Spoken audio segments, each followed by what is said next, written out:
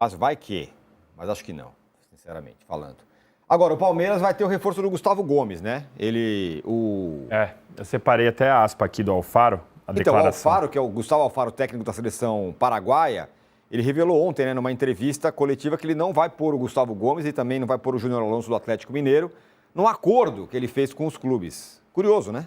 Eu achei ontem fui conversar lá no Palmeiras, falei, pô, esse acordo, como funcionou e tal, e o pessoal tentou desconversar. Eu achei, assim, estranho essa tentativa de desconversar, porque o Gustavo Alfaro, que é o técnico do Paraguai, falou.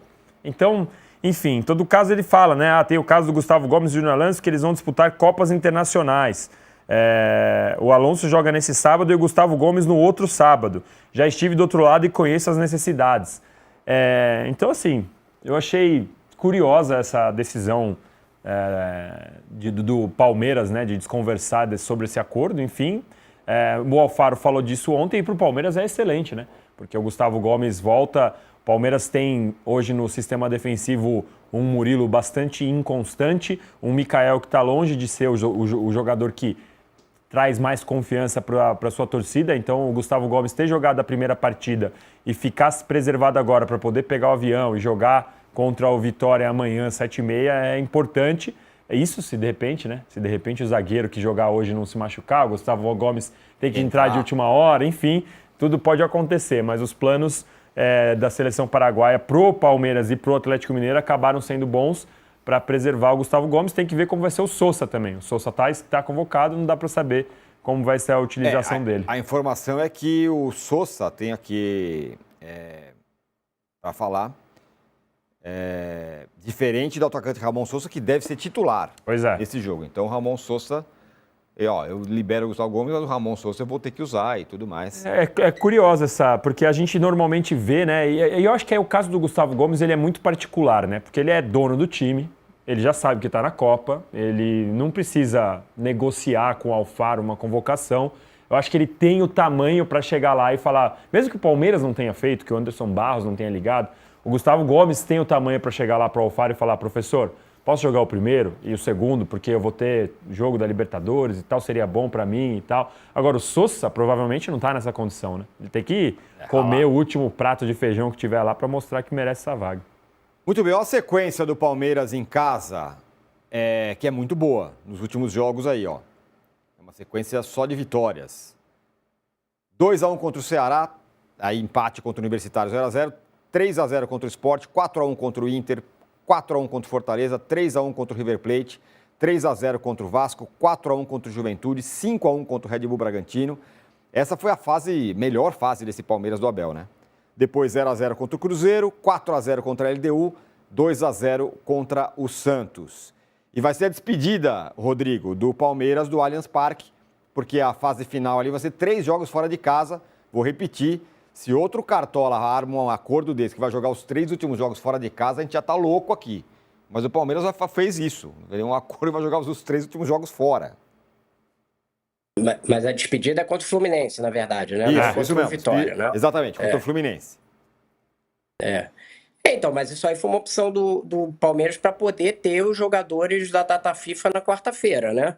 Ele sabia que ia ter esses 3 últimos fora e analisou ali entre pontos positivos e pontos negativos, preferia ter todos os jogadores, porque invertia o jogo, trazia o jogo com vitória para agora, e o Atlético Mineiro, que teria jogar na terça-feira e aí não teria nenhuma chance de ter os jogadores da data FIFA, jogou para frente, e aí ele vai jogar as 3 últimas fora. Então foi uma opção ali, que ficou bem claro para o clube o que ele estava ganhando, o que ele estava perdendo, ele entendeu que é melhor ter todos os jogadores, e eu acho que foi a opção correta.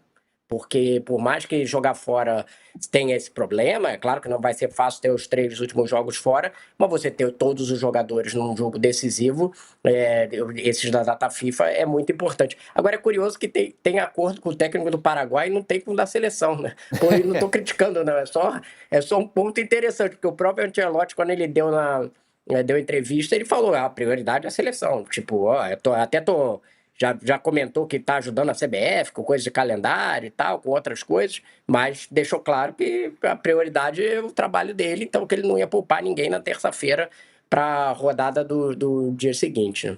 Acho que ninguém teve já. Mas eu acho que é um pouco do que eu falei, do tamanho do jogador também. Vamos imaginar o Casemiro, sei lá.